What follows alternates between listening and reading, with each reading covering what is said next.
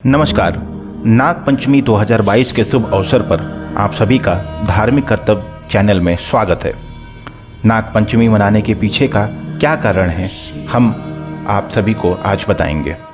नाग या सांप को देखते ही आम लोग डर जाते हैं। लोग या तो उस सांप को देखकर भाग जाते हैं या उसे मारने का प्रयास करते हैं। सांप को मारने के बाद लोग राहत की सांस लेते हैं, परंतु किसी जीव की हत्या क्या करना सही है? हर मनुष्य को स्वयं से यह सवाल पूछना चाहिए कि क्या उसे किसी भी जीव जंतु या पक्षी का या कोई भी जीव उसका जीवन लेने का अधिकार उसके पास है। जब आप जीवन दे नहीं सकते तो आपको जीवन लेने का अधिकार नहीं है। धार्मिक कर्तव्य चैनल से हम आपको यह बताते आए हैं कि आस्था के साथ साथ विज्ञान भी हमारे सनातन धर्म में उपस्थित है। आप सोचिए कि हमारे धर्म में देवों के देव महादेव भगवान भोलेनाथ अपने गले में नाग को धारण किए हुए हैं। क्या आपको पता है कि वो नाग कौन है? भगवान विष्णु क्षीर सागर में जिस सर्प के ऊपर लेटे हुए हैं वो कौन है? भगवान भोलेनाथ के गले में जो सर्प है, जो सांप है, उनका नाम वासुकी है। और भगवान विष्णु जिस सर्प पर लेटे हैं उनका नाम शेषनाग है। नाग पंचमी के दिन नाग देवता के साथ साथ भगवान शिव की पूजा का विधान बताया गया है। कहा जाता है नाग पंचमी का यह त्यौहार सावन की तरह भगवान शिव को समर्पित है। आपको यह बता दें कि समुद्र मंथन के समय हलाहल विष को महादेव ने अपने कंठ में धारण किया था। वो हलाहल विष इतना ज़्यादा विषैला था कि पूरी सृष्टि का सर्वनाश करने में सक्षम था। अत्यंत विषैले उस हलाहल विष को महादेव के साथ साथ और किसी ने पिया था तो वह थे सर्प। सर्पों को अपने साथ उस हलाहल विष को धारण करते समय भगवान ने जब देखा तो महादेव ने उन सर्पों को वरदान दिया कि सर्पों की पूजा होगी और जो सर्पों की पूजा करेगा वो उनकी पूजा मानी जाएगी। भगवद गीता में नागों के 9 प्रकार का जिक्र किया गया है और उनकी पूजा के बारे में बताया गया है। लिखा है भगवद गीता में एक श्लोक है जिसके माध्यम से यह बताया गया है कि नागों की पूजा करने से क्या होता है। वह श्लोक कुछ इस प्रकार है। अनंतम वासुकिम शेषम पद्मनाभम च कंबलम शंखपालम धृतराष्ट्रम तक्षकम कालियम तथा। अर्थात अनंत, वासुकी, शेष, पद्मनाभ, कंबल, शंखपाल, धृतराष्ट्र, तक्षक एवं कालिया, इन 9 जातियों के नागों की आराधना करते हैं। इससे सर्प भय नहीं रहता और विषबाधा नहीं होती। ज्योतिष के अनुसार काल सर्प दोष या नाग दोष या शनि राहु दोष होता है जिस भी जातक की कुंडली में, तो इन दोषों की शांति के लिए नाग पंचमी के ही दिन पूजा का विधान बताया गया है।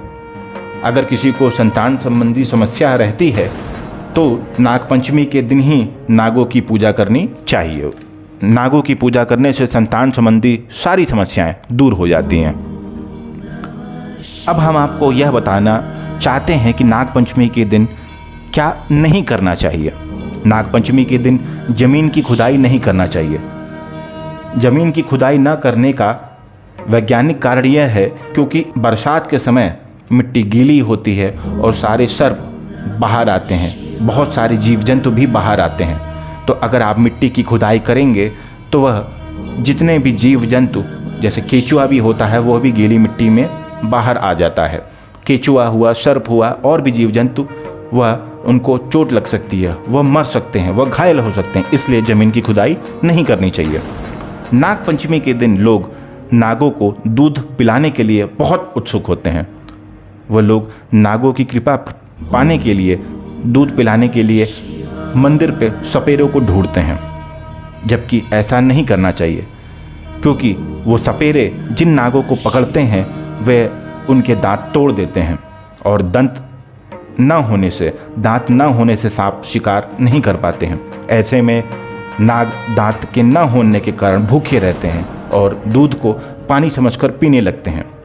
दांतों के तोड़े जाने से उन सर्पों के मुंह में घाव बन जाता है जिससे उनकी मृत्यु हो जाती है। नाग पंचमी के दिन आपको क्या करना चाहिए जो बहुत ही आवश्यक है। नाग पंचमी के दिन नाग देवता के तस्वीर की भोलेनाथ के साथ पूजा करें। नाग देवता के तस्वीर की भोलेनाथ के साथ पूजा करें। कहने का तात्पर्य यह है कि जो लोग सपेरों के पास जा कर के उन सांपों को पूजते हैं या उनको दूध अर्पित करते हैं, यह गलत है।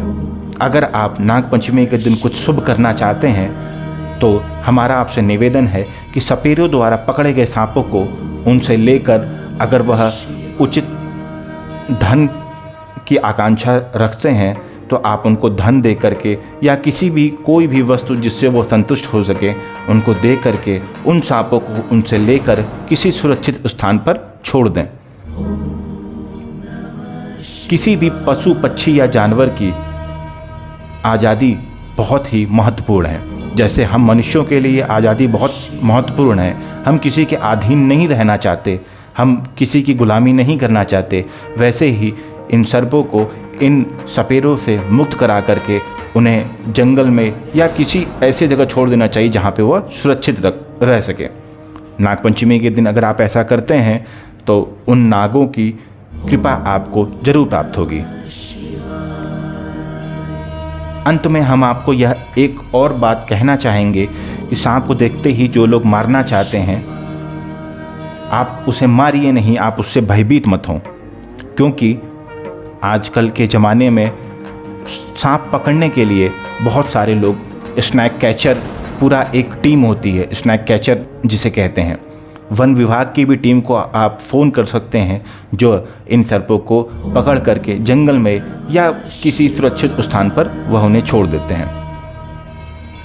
हम आशा करते हैं कि आप भी इस नागपंचमी के पर्व पर भगवान भोलेनाथ के साथ साथ सर्पों की कृपा प्राप्त करें। भगवान भोलेनाथ और इन सर्पों की कृपा आप सभी पर बनी रहे। हर हर महादेव।